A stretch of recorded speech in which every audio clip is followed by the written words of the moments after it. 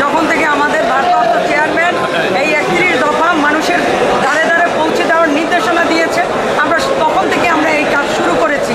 এর মাধ্যমে এই 31 দফা জনগণের আগামী দিনে যে বাংলাদেশকে একটি সুষ্ঠুভাবে পরিচালনার জন্য এখানে সব কিছু রয়েছে এই 31 দফার মধ্যে।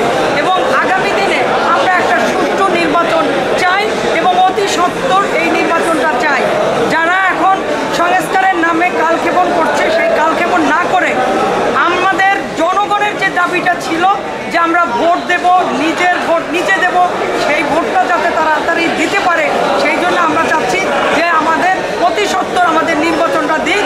এবং আমরা মনে করি আমাদের ভারপ্রাপ্ত চেয়ারম্যান এবং আমাদের দেশনেত্রী সুস্থ হয়ে বাংলাদেশে ফিরে আসবেন এবং আগামী দিনে আমাদের ভারপ্রাপ্ত চেয়ারম্যান এবং দেশনেত্রীর নেতৃত্বে এই বাংলা